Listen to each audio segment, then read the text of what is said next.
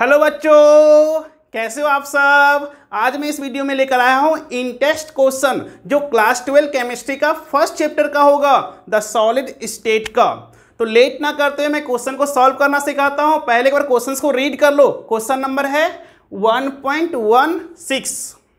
ठीक है, तो उम्मीद करते हैं आप लोग रीड किए होंगे क्वेश्चंस को। तो क्वेश्चन में बताया गया है कि एक कंपाउंड है जो दो एलिमेंट से बना हुआ है। कौन कौन सा एलिमेंट से बन रहा है? M and N। ठीक है, दो एलिमेंट से बना हुआ है M एंड N। तो देखो यहाँ पे मैं नोट कर लेता हूं कितने एलिमेंट है बच्चों, दो। एक है M, दूसरा है N।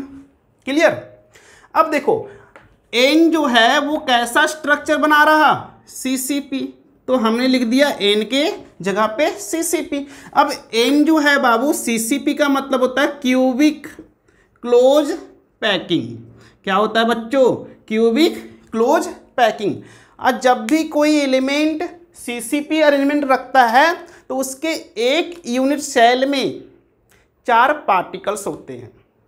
CCP अगर कोई एलिमेंट अरेंज्ड होते हैं तो उसके एक यूनिट सेल में कितने पार्टिकल्स होगा? 4 पार्टिकल्स, ये याद रखना।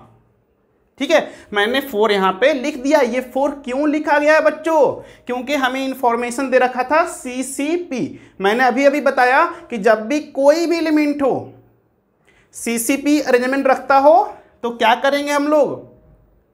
उसमें 4 पार्टिकल्स एक यूनिट सेल में हम दिखाएंगे। क्लियर। अब देखो, अब हम जितने भी पार्टिकल को अरेंज करते हैं, जितने भी पार्टिकल को हम अरेंज करें क्यूबिक क्लोज पैकिंग में या किसी भी पैकिंग में, उसके डबल क्या होता है? टेट्राहेड्रल वाइड बनता है। क्या बनता है?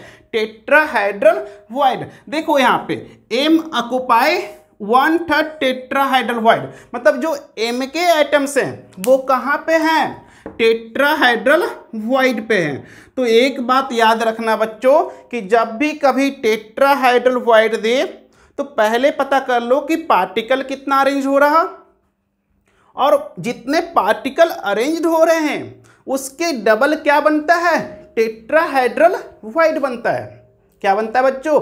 Tetrahedral void. तो देखो यहाँ पे NCC में, मतलब N जो है CCP अरेंजमेंट था, तो CCP अरेंजमेंट में कितने पार्टिकल्स होता है? एक यूनिट सेल में 4। तो बाबू टेट्राहेड्रल वाइड कितना बनेगा? उसके डबल कर दो। तो टेट्राहेड्रल वाइड कितने बनेंगे? 8। लेकिन हमें क्वेश्चन में बोला गया है कि जो M के जो एटम्स हैं वो सारे टेट्राहेड्रल वाइड पे ऑक्युपाई नहीं कर रहा, वो सिर्फ कितने टेट्राहेड्रल वाइड को कवर कर रहा? 1/3, मतलब 1/3। तो यहाँ पे हमें 8 इंटू क्या करना पड़ेगा? 1/3 करना पड़ेगा, क्योंकि सारे के सारे टेट्राहेड्रल वाइड को कवर नहीं करना है। कितने कवर करना है? 1/3। तो इसलिए हम क्या किए? 8 इंटू 1/3 कर दिए। अब इसको सॉल्व करो सर। तो देखो यहाँ पे बच्चों, यहाँ पे हम लिख सकते हैं, देखो ये दोनों ही नंबर डिविजिबल है 4 से, डिविजिबल है 4 से। तो 4 से डिवाइड कर दो। तो इधर 4 से डिवाइड करेंगे तो 1 आ जाएंगे, इधर 4 से डिवाइड करेंगे तो 2/क्या होगा? 3 आ जाएंगे, है ना बच्चों। अगर इधर भी 4 से डिवाइड कर दे तो क्या हो जाएगा? 2/3। अब यहां पे देखो कि कोई भी फॉर्मूला हम फ्रैक्शन में नहीं लिखते। जैसे यहां से हमें लिखना हो तो M की वैल्यू क्या हो गया? 2/3, और N की वैल्यू क्या हो गया? 1। क्लियर। तो कोई भी फॉर्मूला हम लोग फ्रैक्शन में नहीं लिखते हैं, इसलिए इस 3 को क्या करना पड़ेगा? हमें हटाना होगा। तो हटाने के लिए क्या कर दे बच्चों? यहाँ पे 3 से मल्टीप्लाई कर दे। क्या कर दे? 3 से मल्टीप्लाई कर दे। तो जब यहाँ पे 3 से मल्टीप्लाई करेंगे तो यह क्या हुआ? दोनों कैंसिल हो गया, है ना।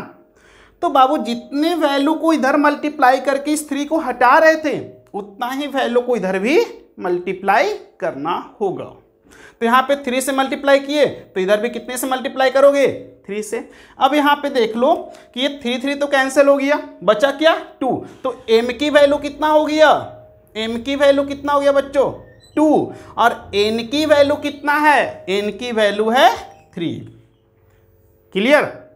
तो ये मेरा क्या बना आपका फॉर्मूला ऑफ कंपाउंड बन चुका। क्लियर। हमें क्वेश्चन में बोला गया था कि एक कंपाउंड था जो 2 एलिमेंट से बना हुआ था M एंड N, और N के जो एटम्स थे वो CCP एलिमेंट था और जो M के एटम्स थे वो टेट्राहाइड्रोफाइड पे था, लेकिन हाफ 1/3 टेट्राहाइड्रोफाइड पे थे।